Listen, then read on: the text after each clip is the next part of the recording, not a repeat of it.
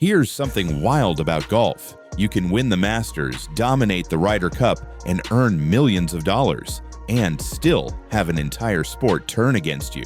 Not just dislike you, actually celebrate when you fail.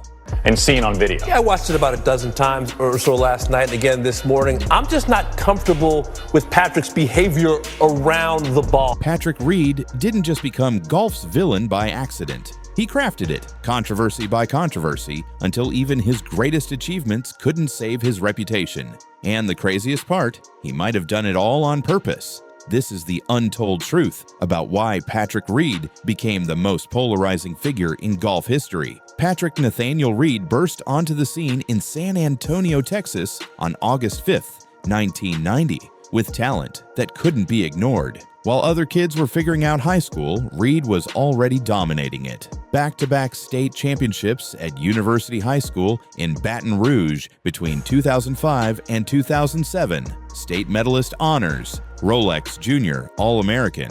The kid was a machine, but there was something different about his fire. It wasn't just competitive drive, it was something darker, more intense, like he had a personal vendetta against everyone on the course. I have any issues with Jordan when it comes right down to it. I don't care if I like the person I'm paired with or if the person likes me, as long as it works and it sets up for the team's success. He and I know how to make each other better. I thought Furyk might go back with the groups. For somebody as successful for somebody to be successful in the Ryder Cup as I am, I don't think it's smart to split us up and sit me twice. That edge, it should have made him a star. Instead, it made him a target. Reed landed at the University of Georgia with the hype of a future legend, top recruit, championship pedigree, the whole package. But within 12 months, he was gone, and the whispers started immediately. The official story? Alcohol violations, team rule breaking, nothing too serious. But Shane Ryan's deep dive told a different story. Teammates accused him of shady behavior during qualifying rounds. There were allegations, suspicions, and a whole lot of smoke without any fire being proven. Reed denied everything except the drinking violations, saying that's what got him kicked off. But here's the thing about smoke in golf. It never really disappears. It just follows you around, getting thicker with every step. Most players would have crumbled after being kicked off a powerhouse program. Not Reed. He transferred to Augusta State and became a national champion. Not once, but twice. Back-to-back titles that should have rewritten his story completely. The underdog who proved everyone wrong. The comeback kid. The redemption arc everyone loves. Except nobody bought it. Those Georgia whispers? They stuck like glue. Once you're labeled as trouble, talent alone can't wash it away. So, when Reed turned pro in 2011, he was already damaged goods in the eyes of many golf purists. But the controversy train was just getting started, and this time it was about to get deeply personal. In his early 20s, Reed made a decision that shocked everyone. He cut off his entire family, parents, sister, everyone. When he got married to Justine, they weren't invited. Not a courtesy call, not a last-minute exclusion, just completely shut out. Then came the 2014 US Open, and things got nuclear. His family showed up using borrowed tickets, and Justine allegedly had them escorted off the property by security. Imagine that. Your own parents being removed from watching you play golf. When Reed won the 2018 Masters, the biggest moment of his career, his family wasn't there to celebrate. Reports say they weren't even allowed through the gates at Augusta National. Whatever happened behind closed doors, from the outside it painted a picture. A man so willing to burn every bridge that even his own blood couldn't stand on the same course as him. One last thing from the Arnold Palmer Invitational, Patrick Reed. Yep, this guy always seems to make the news, probably just because they don't like him very much. But Reed didn't care about optics. He never has. He just kept winning. Here's where Reed's story gets really interesting. Despite everything, despite all the baggage and drama, the man could absolutely play golf when it mattered most. He turned into a Ryder Cup assassin. 3 appearances for Team USA, unmatched intensity, clutch putts that made grown men cry. They called him Captain America, and for a minute, it actually fit. That 2016 Hazeltine match against Rory McIlroy? Pure cinema.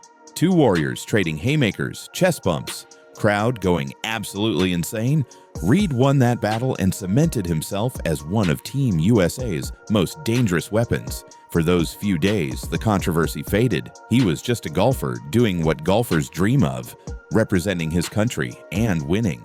Then in April 2018, Patrick Reed achieved immortality. He won the Masters, held off Ricky Fowler and Jordan Spieth to slip on that green jacket, his first and only major championship, the moment every golfer fantasizes about since they were kids. For 72 holes, none of the noise mattered. No family drama, no college allegations, just pure golf at its highest level. Reed should have been untouchable after that. A Masters champion gets respect, period. But 8 months later, everything unraveled in the most Patrick Reed way possible. December 2018. Hero World Challenge in the Bahamas. A nothing tournament in the grand scheme of things, but it became the moment that defined Reed's career more than his Masters win ever could. Cameras caught him moving sand behind his ball in a bunker. Not a small brush. A deliberate double swipe that improved his lie. Clear as day on video. Reed's defense. Camera angles. He claimed it looked worse than it was, that he did nothing wrong, that everyone was overreacting. But the footage didn't lie, and golf fans aren't stupid. This wasn't a gray area. This was bending the rules in real time, caught in 4K, and then having the audacity to deny it. Golf Channel analyst Brandel Chambly didn't sugarcoat it. He called it cheating. Social media exploded. Fans were furious. And while Reed only got a 2-stroke penalty, his reputation took a knockout blow it would never recover from. Cameron Smith, always one to speak his mind, put it perfectly. If you make a mistake once, maybe you can understand. But to give a bold response like that and blame camera angles, that's pretty up there. I don't have any sympathy for anyone that cheats. Suddenly, all those old Georgia stories didn't sound so far-fetched anymore. The pattern was forming, and people were connecting dots they'd ignored for years. Fast forward to January 2021 at the Farmers Insurance Open, and Reed did it again. His ball landed in deep rough, and he claimed it was embedded. Before a rules official could verify, Reed had already taken relief, marked his spot, and picked up the ball. By the time anyone checked, the original lie was gone. TV replays showed the ball had bounced before settling.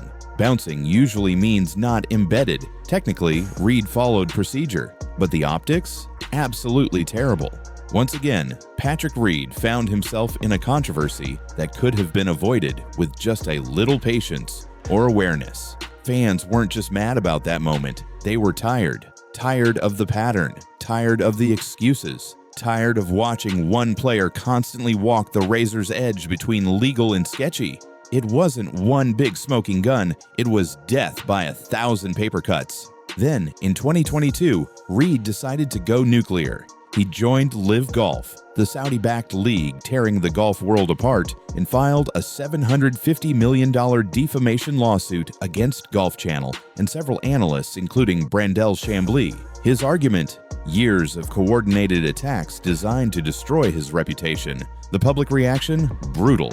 Most people saw it as a desperate attempt to repair an already shattered image. Here was a player already viewed as golf's biggest villain, joining the sport's most controversial league, while simultaneously suing the media for calling him out. It was the perfect storm of bad optics, legal warfare, and career self-destruction. By 2023, Reed had become more famous for controversy than championship golf. Every tournament was an event, not because of his play, but because everyone was waiting for the next incident. And at the Dubai Desert Classic, they got it.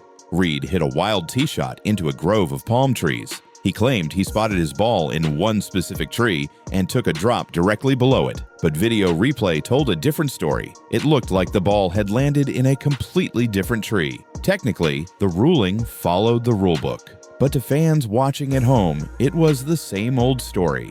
Patrick Reed in a questionable situation, getting the benefit of the doubt, walking away clean while everyone else scratched their heads. This time, people weren't even angry.